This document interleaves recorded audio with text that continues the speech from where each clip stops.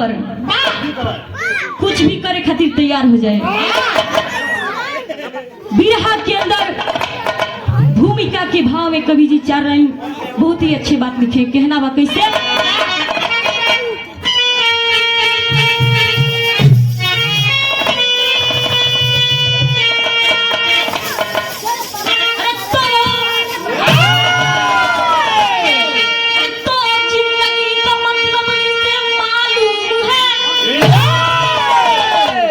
मौत से वो व्यक्ति कभी डरता नहीं,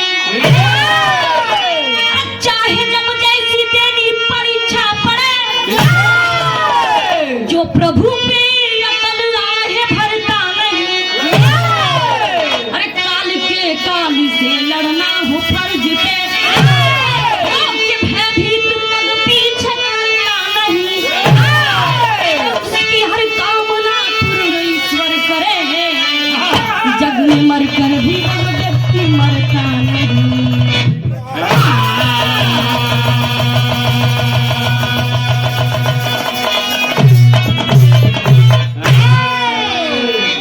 उसकी हर कामना पूर्ण ईश्वर करे, उसकी हर कामना पूर्ण ईश्वर करे, जग में मरकर भी वह व्यक्ति मरता नहीं। बिरहा के अंदर है बाबू एक लाइन गजल की टुकड़ा लगी। कहना बाबू से आशिकाना गजल हो, कोनो आशिक अपना मासूका से कहे, कोनो नायक अपना नायिका से कहे, कोनो गायक अपने गायिका से कहे, कोनो गायक अपना गायिका से कहे। क्या कहे? अरे दिल चीज क्या है आप मेरी, अरे दिल चीज क्या है आप मेरी, जान लीजिए। अरे बस एक बार, अरे बस एक बार मेरा कहा मान लीजिए।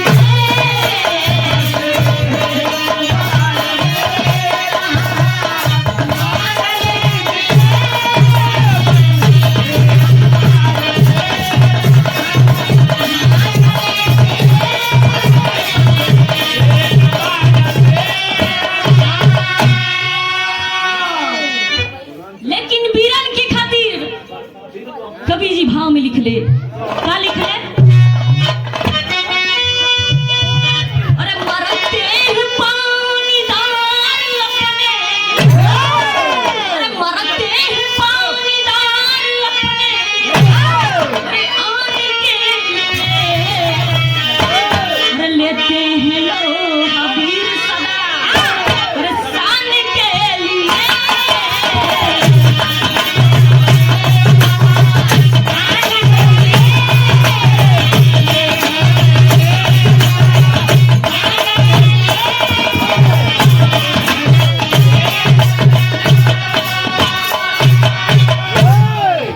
ऐसे से कहानी शुरुआत होगी। जौहरी के भाव लगन,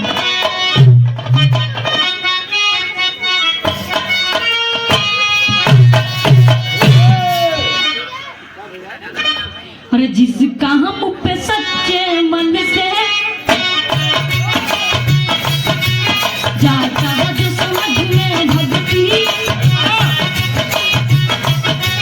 हर बच्चा से लड़ने की मिलती है अलौकिक शक्ति।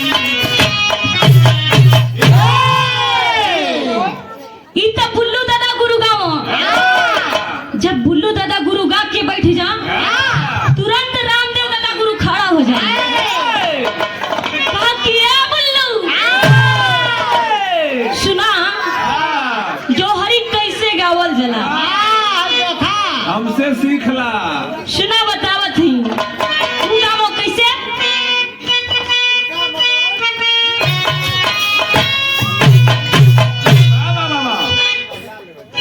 अरे अश्वमेध योग का घोड़ा पहुंचा संपत में, सुन कमल हंस राजा, हो गए तुरंत राज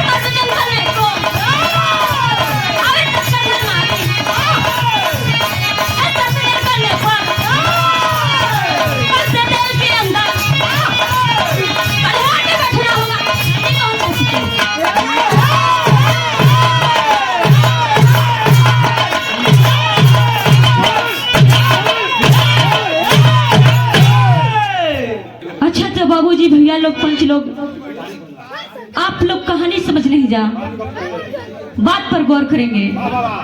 ये बात वो समय कहो जब महाभारत खत्म हो गई, युद्ध खत्म हो गई, तब धर्मराज युधिष्ठिर अश्वमेघ यज्ञ करेले। वही अश्वमेघ यज्ञ में घोड़ा छोड़ल गई, जौना घोड़ा पर लिखल गई कि जे भी ये घोड़ा के पकड़ी ओके हमसे युद्ध करे के पड़ी। इतना लिखवा के वो घोड़ा के छोड़वा दिले। जब घोड़ा के छोड़ोले तो धीरे धीरे वो घोड़ा पहुंचल कहाँ? चंपकपुर में।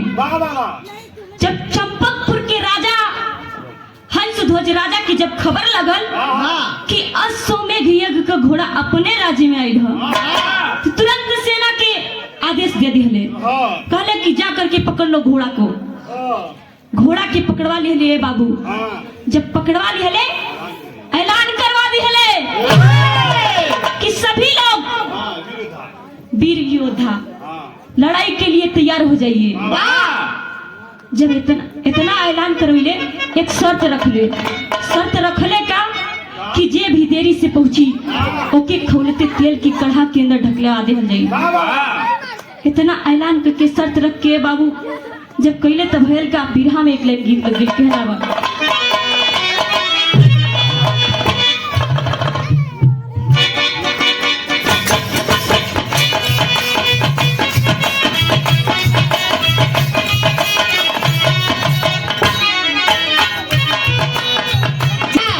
चले लू भचकता भोरे के मेरा,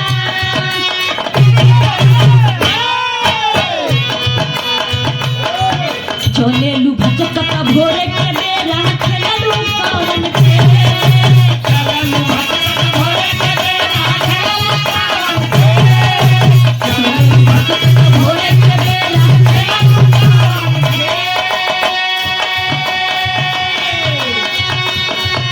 चले लू भचकता भोरे के बेरा, खेलू पवन खेल माला, बहला ए भौजी माला, बहला ए भौजी पवन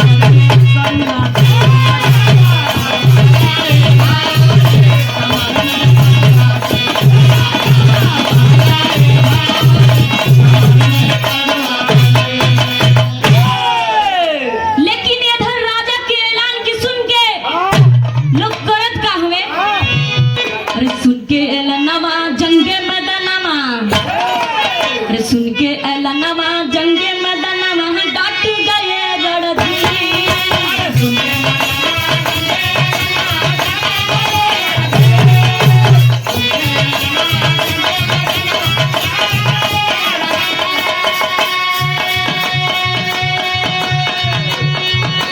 सुन के ऐलानवा जंगे मैदानवा, डाट गए रणधीर।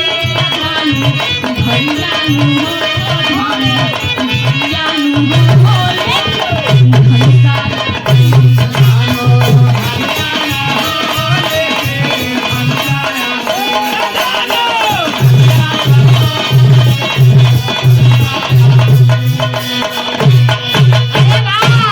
ए बाबू जब राजा का ऐलान वीर लोग सुनले हैं, तुरंत अपन तैयारी बनावे लगले, अपन अपन धनुष बाण लेके तैयार हो गईले और धीरे धीरे पहुंचे लगले राजा के पास। धीरे धीरे जब पहुंचत हुए इधर भक्त सुधनमा जे कि हंसध्वज राजा का बेटवा रहले, इतना खबरिया जब सुनले कि अश्वमेघ यज्ञ का घोड़ा पकड़ल गई है, बड़ा खुश भइले कि यही बहाने चला हमरे प्रभु का तो दर्शन मिली। श्री कृष्ण भगवान के बहुत बड़ा भक्त रहे। ए बाबू दिल में अरमान ले लिहले, खुश में कैसे कहना बा, अरे भक्त सुधनमा वीरा राजा के लाला,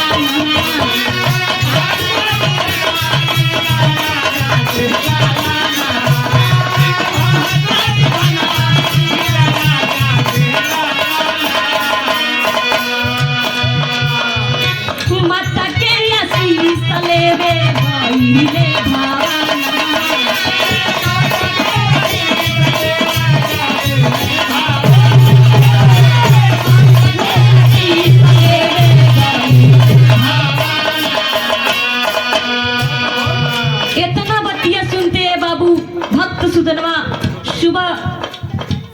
के नहा धो के अपने भगवान का पूजा पाठ कई के माई का आशीर्वाद लेवे खातिर गए हुए। जब आशीर्वाद लेवे गईले तो भयल का माता मनवली पत्नी सुनावली, माता मनवली पत्नी सुनावली मिले तो है यदुवरी।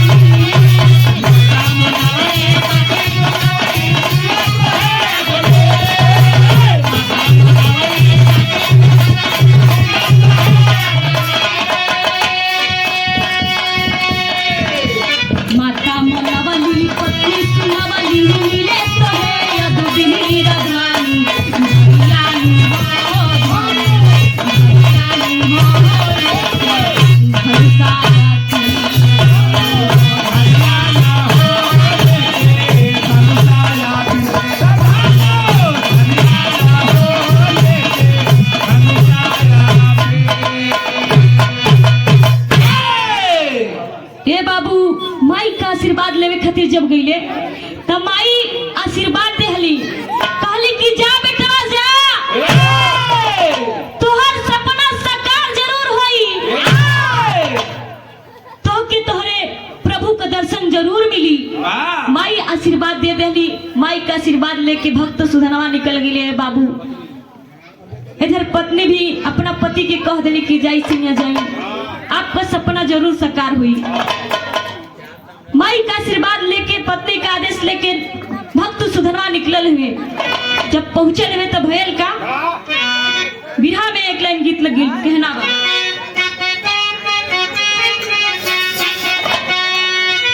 अरे गतारे गतारे टूटेला देहिया, गतारे गतारे टूटेला देहिया, अंगे अंगे उठेला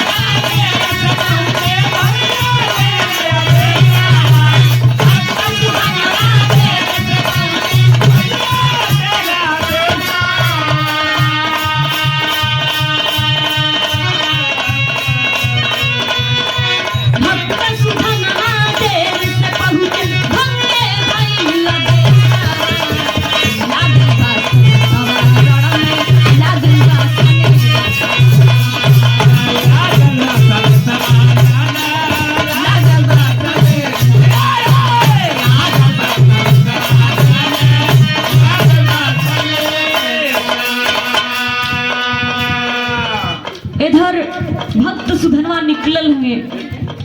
लेकिन ए बाबू पहुंचे में देरी हो गई।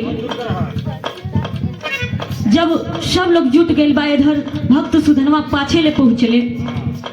इधर राजा साहेब के आदेश पहुंचल कि भक्त सुधनवा तोहरे लइका जौन की नियम के खिलाफ पहुंचल हुए, आदेश के पालन ना कैले। इतना बतिया जब हंस ध्वज राजा सुन ले, पंचो क्रोध से लाल हो गिले। कैसे? अरे क्रोध ध्वज भइले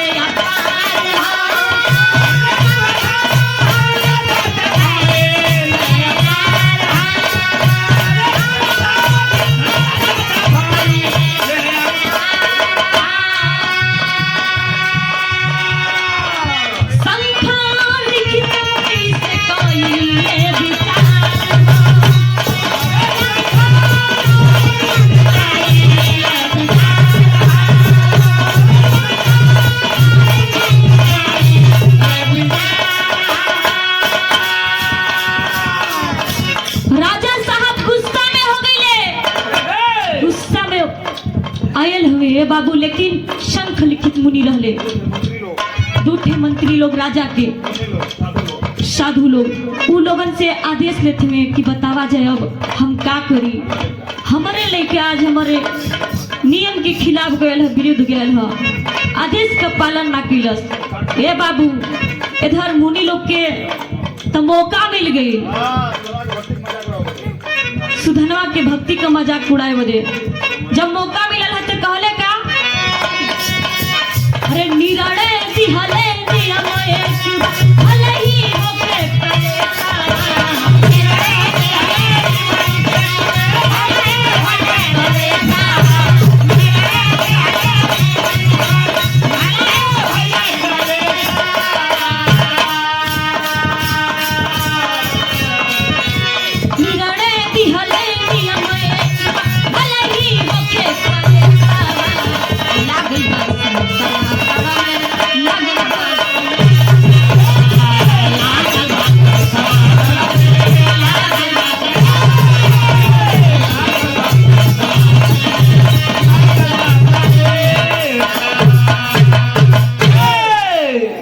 जब सलाह लेहले तो शंख लिखित मुनि दोनों जनी सलाह देले, कहले कि ये राजा साहेब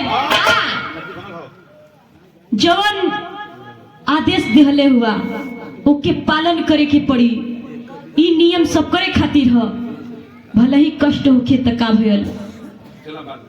ए बाबू राजा साहेब ना चाहते हुए भी अपने बेटवा के आदेश दे दिहले कि ऐ सुधनवा तुम नियम का पालन नहीं किए हो, इसीलिए तुमको खोलते तेल की कढ़ा के अंदर कूदना पड़ेगा। लेकिन ये बाबू इतना बतिया सुनते भयल का बिरहा में गीत बदल गई। कहना बा कैसे,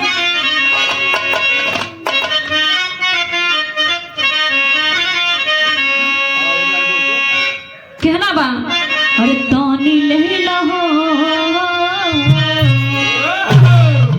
तानी लहिला हो बलम हमके तोरा।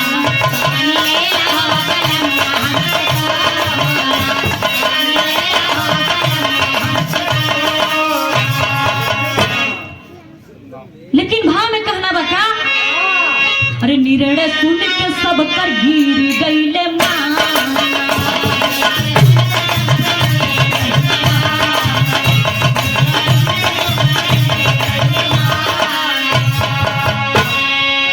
अरे जनता के बीच हाहाकार मची गई।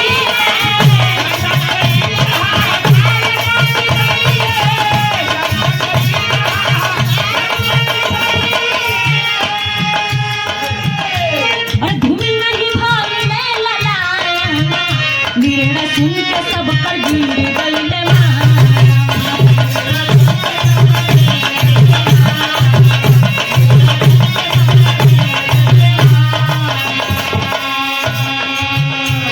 जितना लोग वहां बैठे रहे बाबू राजा की निर्णय के सुन के सब लोगन का मन उदास हो गई कि अरे हे बाबू राजा अपने लड़का के आदेश दे दिले खोलते तेल की कढ़ा के अंदर कूदे खातिर। लेकिन बाहरे बेटवा बाबूजी के आदेश का पालन करत बा। कैसे,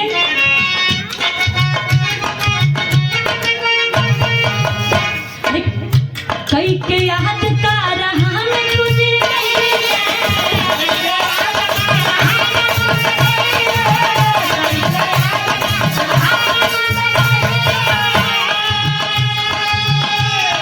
कुछ न भन बीज के बिना निरड़े सुन के सब कर गिर गईले मां।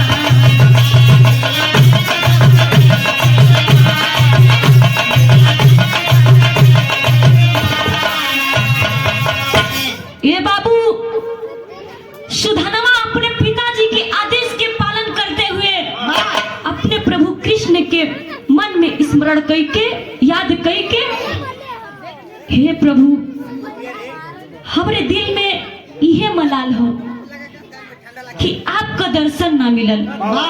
ये मलाल ना है कि हमें दुनिया की छोड़ के चल जाए, बस सपना रहा कि आपका दर्शन हो जाए, उकरे बाद में कुछ हो जाता हमके कोनो दिक्कत ना है प्रभु। इतना बतिया कह के अपने प्रभु की याद करके हे बाबू भक्त सुधनवा खोलते तेल की कढ़ा के अंदर कूद गई।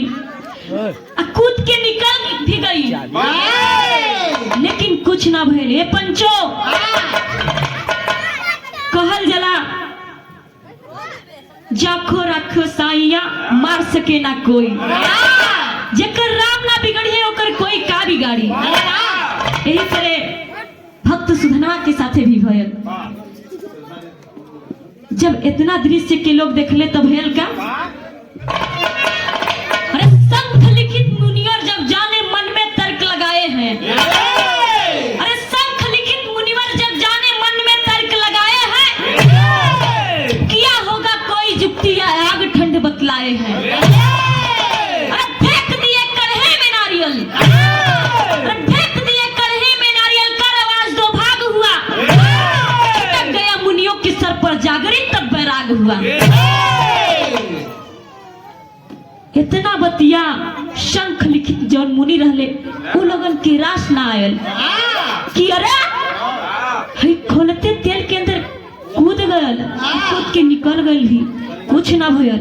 कहीं तेलवा ठंडा तो ना हो, तेल के पता लगावे खातिर कि वो ठंडा की गरम, एगो नारियल के गोला ले ले वही तेलवा के अंदरवा फेंक देले। जब फेंकले तो नारियल के गोला दो भाग होके दोनों मुनि के सर पर जाके गिर गई। तब जाके पता लगल कि ठंडा ना गरम है, ऐसे कि भुवनवा जर गया। तब वो लोग शर्म से पानी पानी हो गिले। तब हल्का तेरी के भाव लगल मास्टर कहना, अरे शर्मिंदा दंभी होते सर्वदा, एक पति बढ़ जा, अरे शर्मिंदा दंभी होते सर्वदा, ये भैया शर्मिंदा दंभी होते सर्वदा, सत्य मरता नहीं जग में रहता है जिंदा।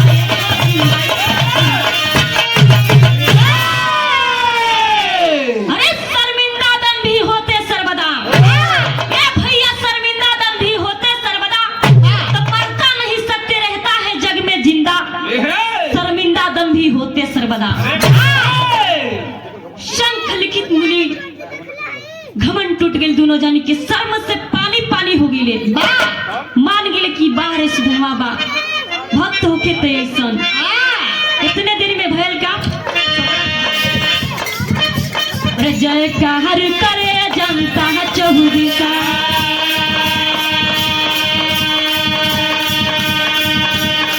मुनि दोनों झाई खाए,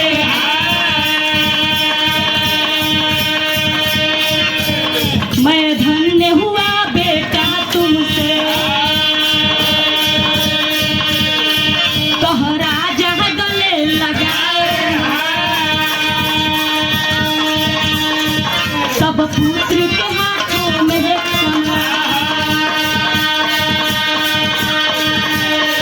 सेना की भूख थमाए, दंडधारी के सम्मुख तब दंडधारी के सम्मुख हे धन्य सुधनवा।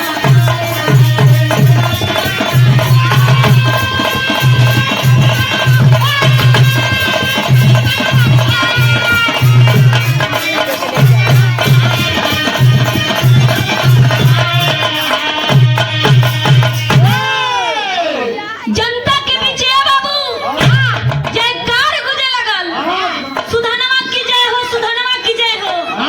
इधर राजा साहेब भी गर्व से सीना चौड़ा करते हैं कि बार बेटवा बा, बेटवा आखिर हमार हो, बेटवा होके तो ऐसन खुश होके सेना का भूख, सेना का बागडोर अपने बेटवा के हाथ में थमा दे, कहले कि जा बेटा जा, जंग जीत के यहाँ अर्जुन आयल हुए। क्या बात है? अपने पिताजी का इतना बतिया जब अर्जुन, अरे सुधनवा सुन ले बाबू, इधर हटा, खुशी का उनकर ठिकाना ना हो।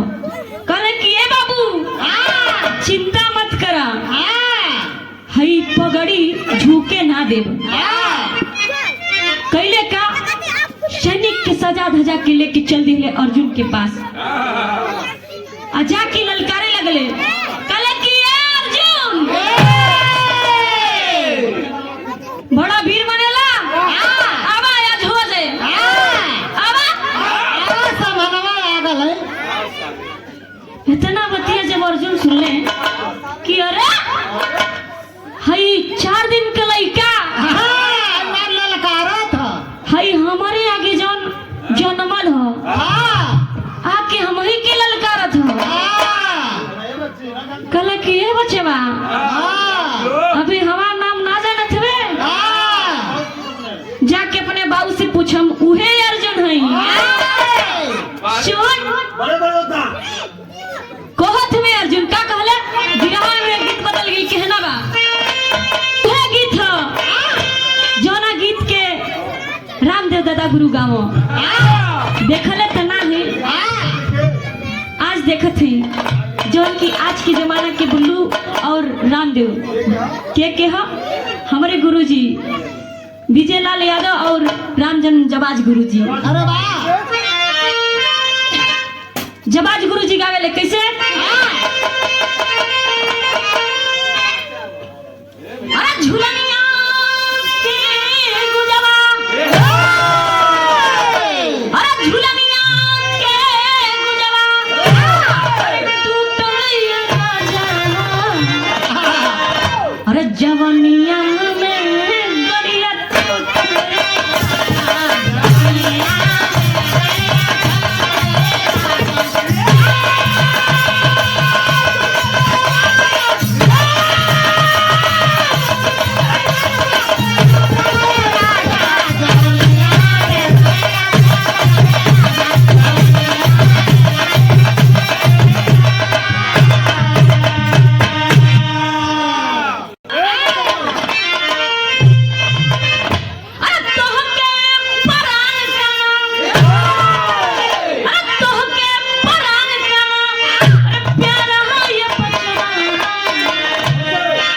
बहस में कुर्ता जीन फराए बचरा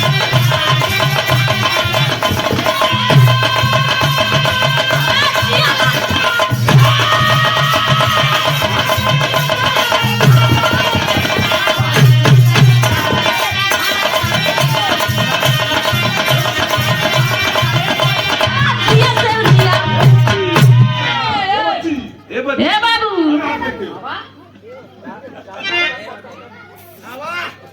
का समझत हवे जाके अपने बाबू से पूछ कि अर्जुन के रहले अपन है जवानी देखावत हवे जवानी जाके कोई औरी के ने देखई है। सुन हमार बात अरे नौवा सुनत कालो भीजा काफी तोहरा के मल भर में दे दे हम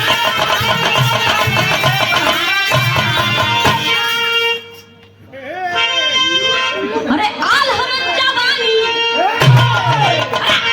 जवानी जीन ताराए बचना बहुत में कुर्ता जीन ताराए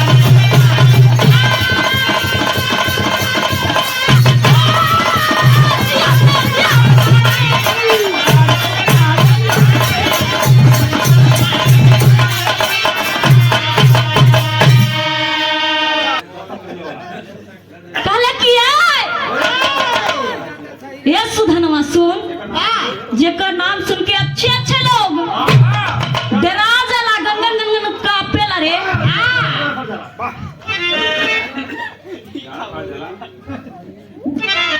कहले कि हम ही हैं अर्जुन जोन की बड़ा बड़ा वीर योद्धा के जंग के मैदान में मार गिरौली तू आके है 4 दिन का लवंडा हमके जवानी दिखावत हुए जवानी दिखात हुआ ये जवानिया ना माटी में मिल जाई। इतना बतिया जब सुधनवा सुन ले कहले कि बड़ा बड़ा वीर के मरले हो खबा लेकिन आवा तू पहले हमसे लड़ा आवा हमसे हाथ मिलावा तन्नी मुड़ के देखा था सुधनवा कहा का कहा बिरहा में गीत बदल गया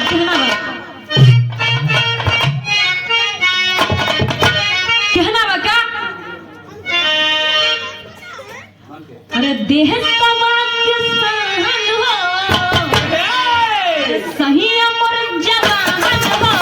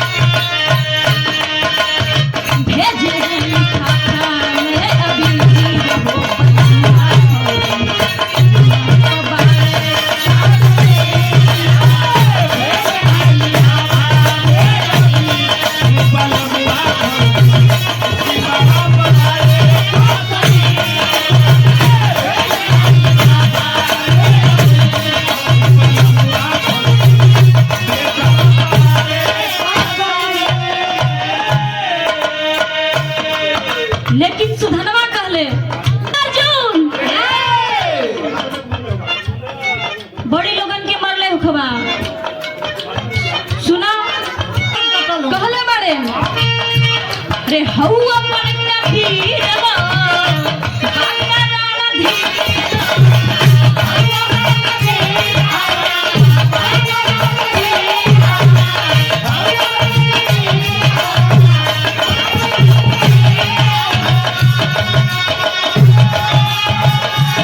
ए अर्जुन श्याम के भरोसे सबकी भैया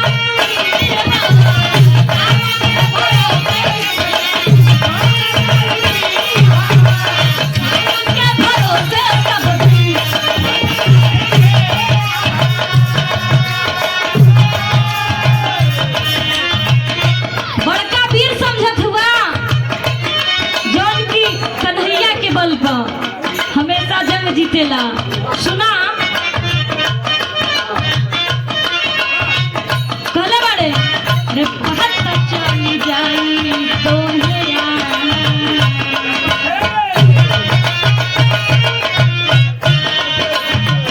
पता चली जाई तो कन्हैया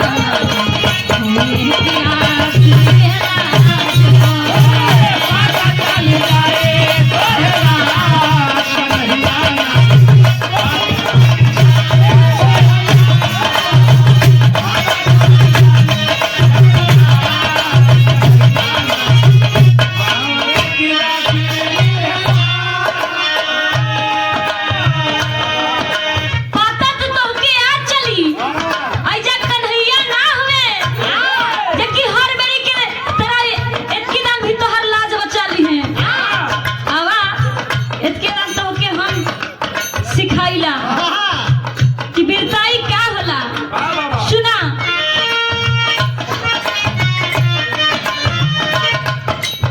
अरे वीरता के मद में अपने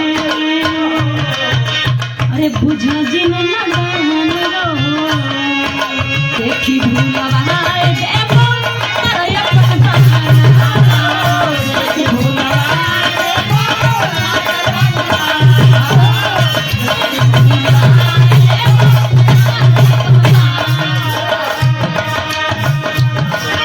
इतना बतिया जब सुन ले कहले कि सुधरवा कहले कि अर्जुन अपने वीरताई पर घमंड है तो के चलवा बान आज पता चल जाई तो के।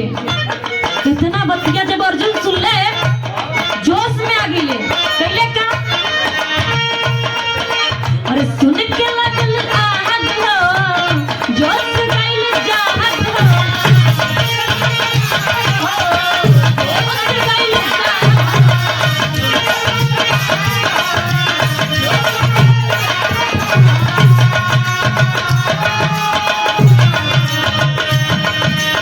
करत का हवे बाड़ मारल लगले पारा काट गई बाड़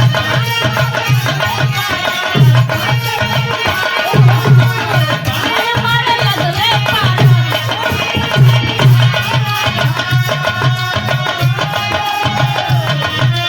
हरे काम नहीं करेला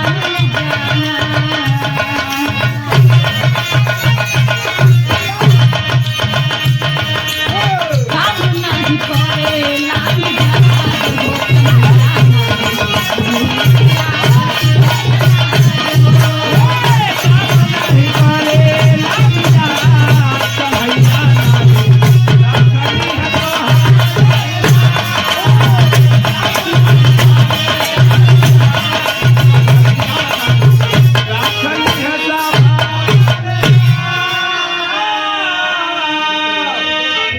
घासी जीजा जी की ओर से 40 रुपए का पुरस्कार मिला। आशीर्वाद की कामना करती हूँ। इधर अर्जुन जब ताव में आयल हुए बाबू लगले बाण चलावे जतने बाण मारत हुए उतने बाण सुधनवा काटत जात हुए। जब बाण मारत जात में काटत जात में तब भयल का पोपट से भाव लगल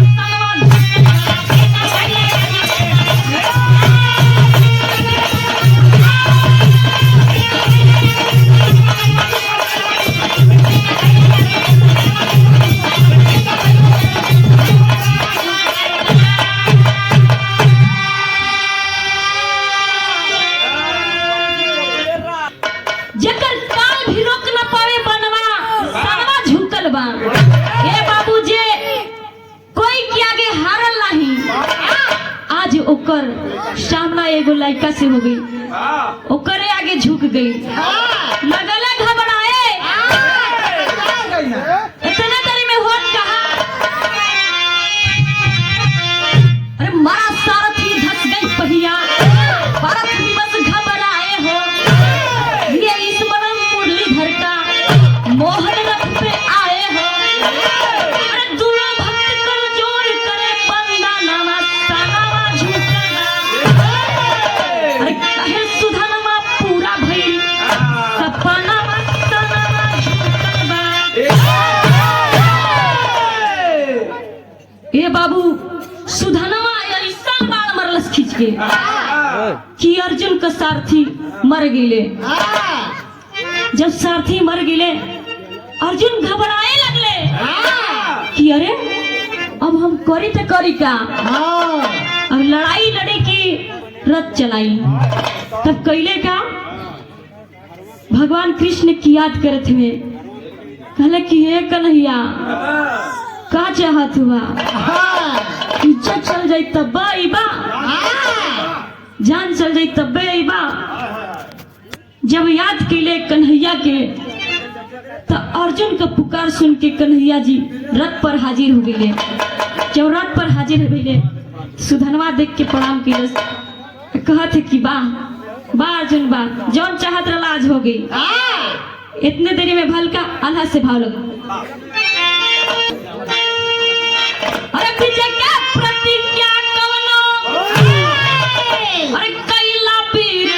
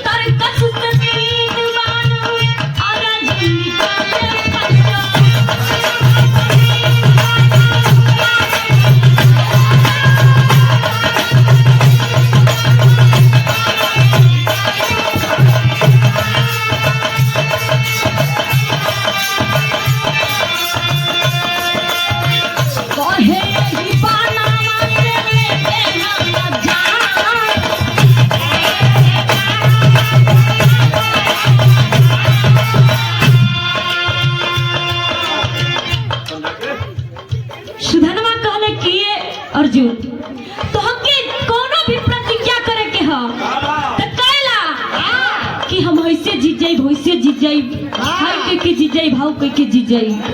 कहे से कि अब तो तोहार असली साथी भी आ गिले, रथवान भी आ गिले।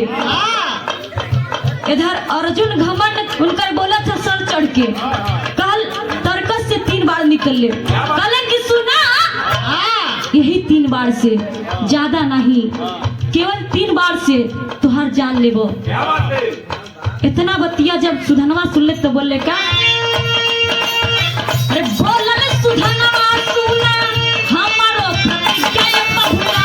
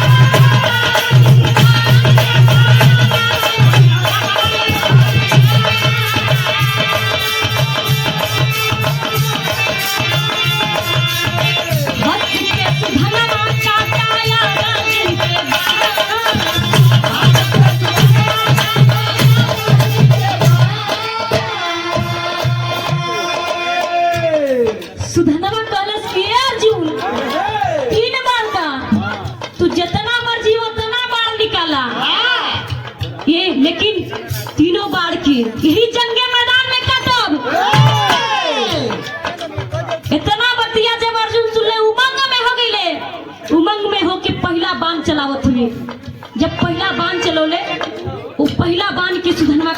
दिले। जब पहला बांध के काट दिले तब भयल का, अरे क्रोध में धनंजय फिर चलावे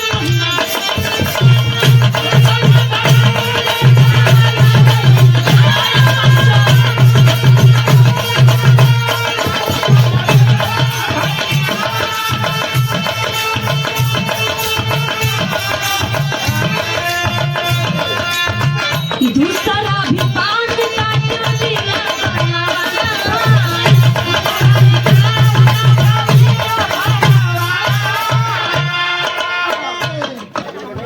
ए बाबू, दूसरा बांध जब अर्जुन चलवले वो बांध के भी काट दिले।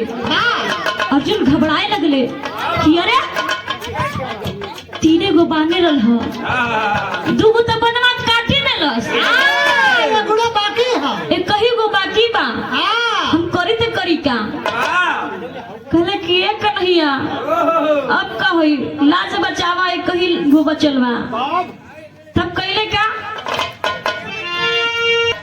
अरे प्रथम पिनाक पे चढ़ावे अर्जुन,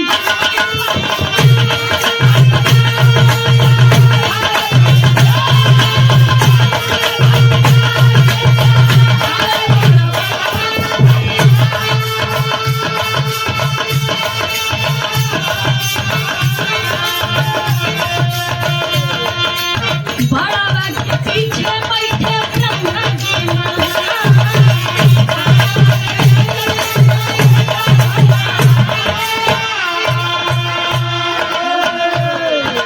अरे बड़ा के पीछे काल जी बैठल।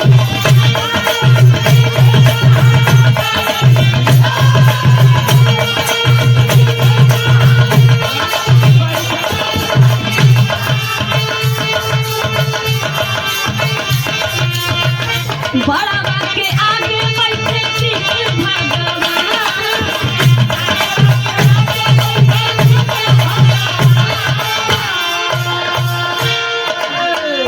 ए बाबू, लास्ट बांध के अर्जुन चढ़ा ले।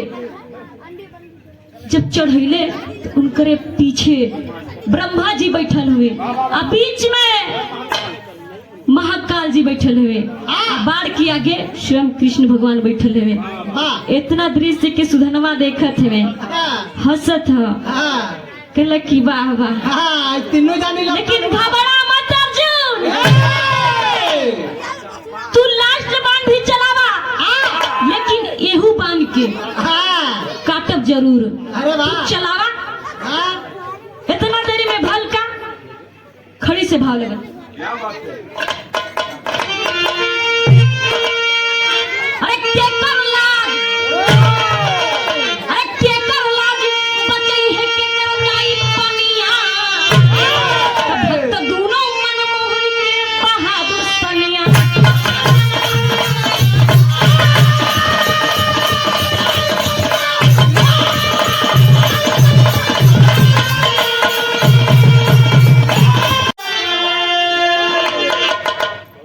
हे बाबू, दोनों भक्त मनमोहने के हुए, प्यारा हुए उनके। आज भगवान के परीक्षा है, केकर लाज बचे हैं दोनों भक्त में से, आ केकर जाई पनिया, केकर लाज बचे हैं आज इतना देरी में भल का। अरे अंतिम बाढ़ दिहले चलाई अर्जुन वीर हो, अरे बीचों बीच कटना सुधनवा का तीर हो। अरे पिछला भाग गिर गई भइल बा भारी हानिया। भक्त दोनों मनमोहन के बहादुर सनिया।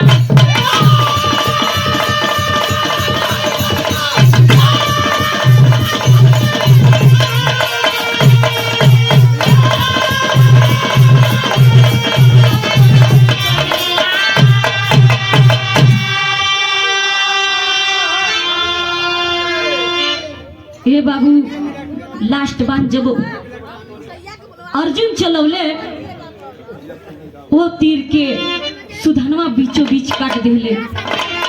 पिछला भाग तो गिर गई, लेकिन अगला भाग जौन रहल वो कैलस का, अरे गिर अरे कटलस सुधाना का शेष अगला अंश हो। अरे गिर गई समरिया में हंस ध्वज के हंस हो। अरे पूरा भक्तन के कैला सुख लनिया, भक्त दोनों मनमोहन के बहादुर सनिया।